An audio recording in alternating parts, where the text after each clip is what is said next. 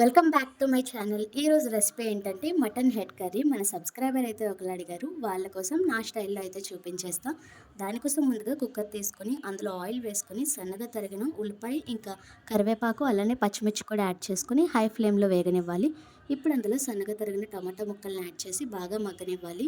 ఈలోపు తలకాయ కర్రీలో ఉప్పు, పసుపు, కారం, అల్లం వెల్లుల్లి పేస్ట్, గరం మసాలా, అలానే కొంచెం మటన్ మసాలా వేసుకొని కలిపి ఇంకా మటన్ని కూడా ఇందులో యాడ్ చేసుకోవాలి.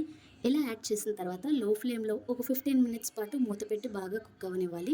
అలా కుక్ అయిన తర్వాత తగినంత వాటర్ వేసి ఒక 6 to 7 విజిల్స్ అయితే రానివ్వాలి. ఇంకా విజిల్ అయిపోయిన తర్వాత మూత తీసి చూస్తే 90% మన కర్రీ అయితే రెడీ అయిపోతుంది. ఇప్పుడు అందులో చిన్న నిమ్మకాయంత సైజ్ చింతపండు వాటర్, అలానే కొంచెం బెల్లం కూడా యాడ్ చేసుకోవాలి.